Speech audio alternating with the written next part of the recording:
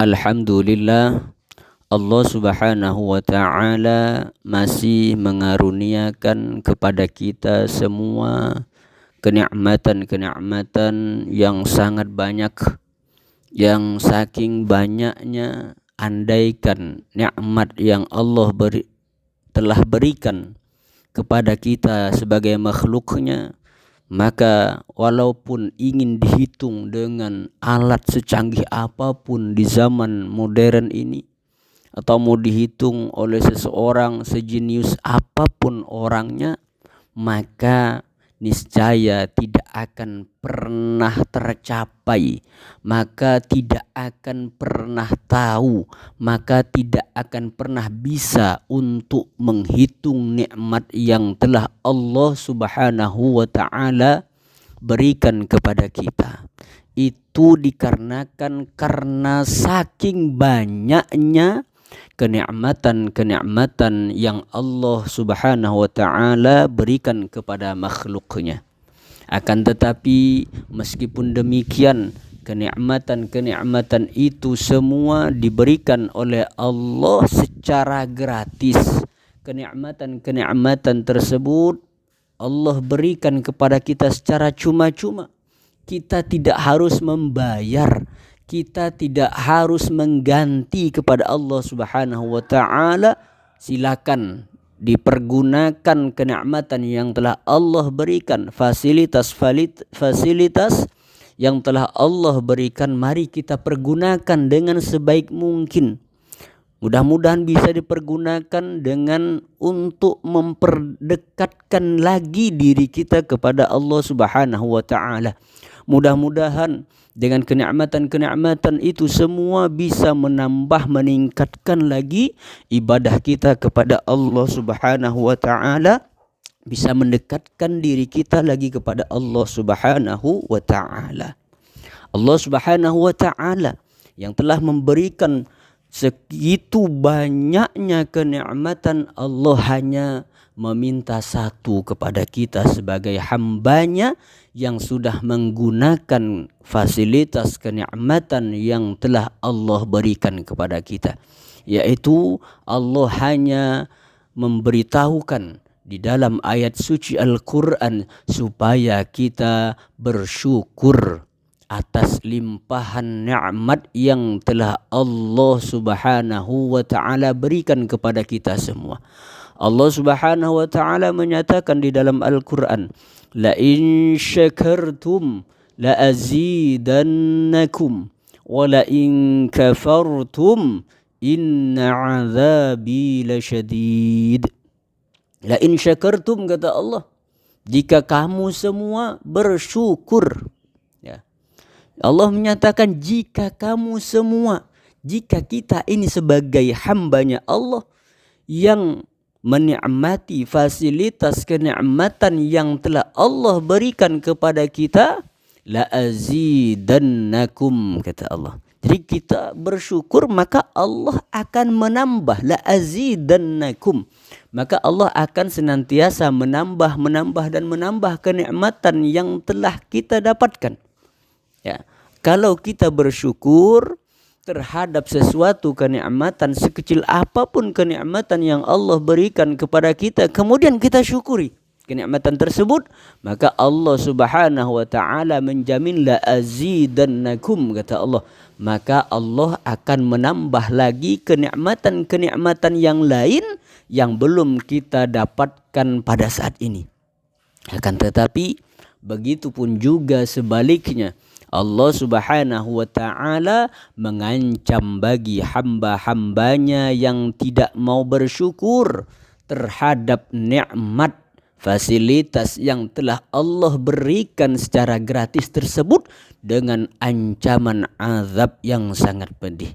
Wala in kafartum, kata Allah, dan jika engkau semua kufur, jika engkau semua ingkar terhadap nikmat yang telah Allah berikan, inna azabi lasyadid, kata Allah, maka sesungguhnya azabku sangat pedih, kata Allah subhanahu wa ta'ala. Maka daripada itu, maka hendaknya kita menjadi orang yang cerdas, Orang yang cerdas akan senantiasa bersyukur terhadap kenikmatan-kenikmatan yang telah diberikan oleh Allah kepadanya.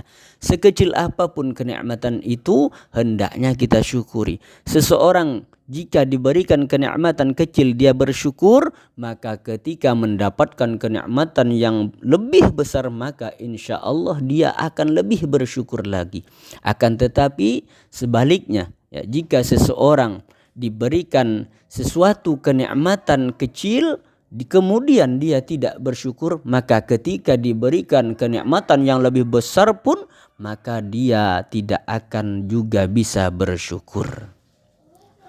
Alhamdulillah juga yang saat ini kita oleh Allah, diantaranya Allah masih memberikan kesempatan kepada kita untuk masih bisa bertemu dengan bulan Rajab yang hari ini merupakan hari terakhir. Hari ini merupakan bulan Rajab, hari terakhir atau tanggal 30 bulan Rajab. Yang itu artinya besok kita sudah memasuki bulan Sya'ban. Itu artinya bahwa 1 bulan lagi kita akan bertemu dengan yang namanya bulan suci Ramadan. Bulan yang kita nanti-nantikan kehadirannya, bulan yang kita tunggu-tunggu kedatangannya. Mudah-mudahan kita semua oleh Allah masih diberikan kesempatan untuk bisa bertemu dengan bulan suci Ramadan dan bisa melaksanakan ibadah puasa Ramadan sebulan penuh nantinya. Amin, Allahumma amin. Jadi kita yang hari ini masih diberikan kesempatan oleh Allah, masih merasakan, masih bisa bertemu dengan bulan Rajab ini yang hanya tinggal beberapa jam saja lagi, kurang lebih 6 jam saja lagi, maka bulan Rajab ini akan pergi meninggalkan kita semua dan kita tidak akan pernah bertemu lagi dengan bulan Rajab tahun ini. Kita berharap kepada Allah mudah-mudahan masih bisa dipertemukan dengan bulan Rajab tahun depan. Amin, Allahumma amin. Maka di penghujung Rajab ini mari kita pergunakan waktu yang hanya kurang lebih berapa jam saja lagi, kita pergunakan dengan sebaik mungkin. Bulan Rajab sebagaimana yang sudah kita ketahui bersama merupakan bulan yang dimuliakan di dalam Islam. Bulan Rajab merupakan salah satu bulan yang dimuliakan, bulan istimewa. Allah Subhanahu wa taala menyatakan di dalam Al-Qur'an, A'udzu billahi minasyaitonir rajim. Inna iddatash syuhuri 'indallahi 12 syahran fi kitabillahi yawma khalaqas samawati wal ard minha arba'atun hurum.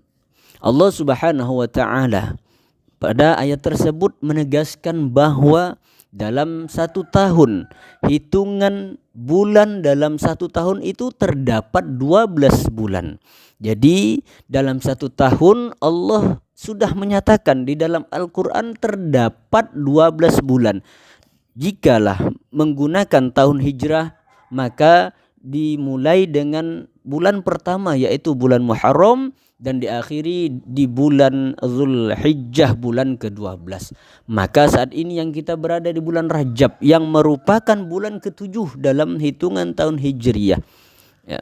Maka 12 bulan itu dimulai Muharram dan diakhiri dengan Zulhijjah. Maka Allah menyatakan bahwa dalam 1 tahun itu terdapat 12 bulan. Kemudian juga disebutkan berikutnya minha arba'atun hurum. Dari 12 bulan tersebut terdapat 4 bulan yang dimuliakan. 4 bulan yang dimuliakan dalam Islam. Apa saja bulan tersebut? Kemudian Rasulullah sallallahu alaihi wasallam menyebutkan thalathatun mutawalliyat, kata Rasulullah. Dari 4 bulan yang dimuliakan itu terdapat 3 bulan yang letaknya berurutan. Bulan yang berurutan 3 bulan tersebut adalah yang pertama Zulqa'dah. Bulan yang berurutan 3 bulan tersebut yang pertama adalah bulan Zulqa'dah. Bulan Zulqa'dah ini merupakan bulan ke-11 pada tahun Hijriah. Kemudian Zulhijjah, yang kedua adalah bulan Zulhijjah. Dan bulan Dzulhijjah ini merupakan bulan ke-12 pada tahun Hijriah. Kemudian yang ketiga yang berurutan itu adalah Muharram, yaitu bulan Muharram. Bulan Muharram ini merupakan bulan pertama pada tahun Hijriah. Kemudian inilah bulan yang dimuliakan dalam Islam yang letaknya beriringan ataupun berurutan. Ya, 3 bulan. Sedangkan 1 bulannya lagi terpisah dari yang 3 bulan ini. Bulan apa yang 1 bulan ini? Maka kata Rasulullah, yang 1 bulan ini adalah baina Jumada wa Sya'ban. Yang 1 bulan ini kata Rasulullah yaitu bulan yang terdapat di antara bulan Jumadil Akhir dan bulan Sya'ban. Bulan Jumadil Akhir merupakan bulan ke-6 dalam tahun Hijriah, sedangkan bulan Sya'ban merupakan bulan yang ke-8. Berarti bulan yang 1 ini yang terpisah dari yang 3 adalah bulan ke-7.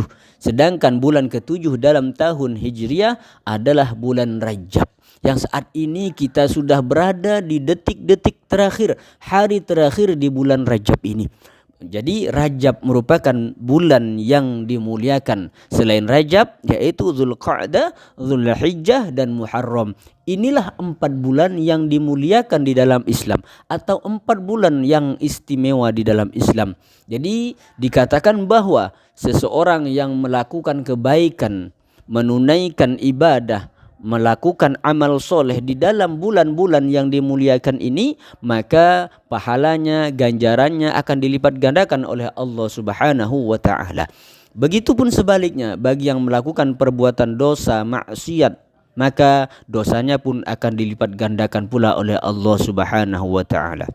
Maka daripada itu, kita yang saat ini berada di hari terakhir di bulan yang dimuliakan ini, di bulan Rajab, mari kita maksimalkan di sisa-sisa waktu yang ada ini, yang hanya kurang beberapa jam saja lagi.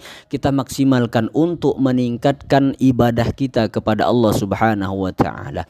Seseorang yang sudah terbiasa melakukan ibadah, meningkatkan ibadahnya, melakukan kebaikan di bulan Rajab ini, maka berikutnya, bulan berikutnya itu Sya'ban dan begitu pun Ramadan, maka orang tersebut akan dengan mudah sekali untuk melakukan ibadah tersebut.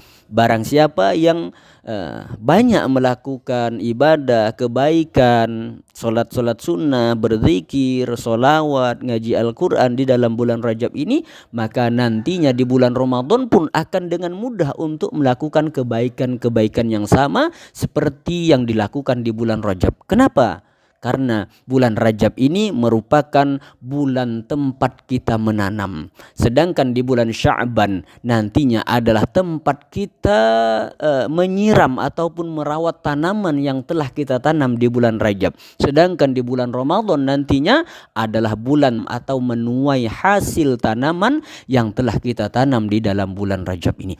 Maka orang yang sudah terbiasa melakukan kebaikan di dalam bulan Rajab ini, maka insya Allah dia akan mudah, gampang untuk melakukan ibadah nantinya ketika sudah memasuki bulan suci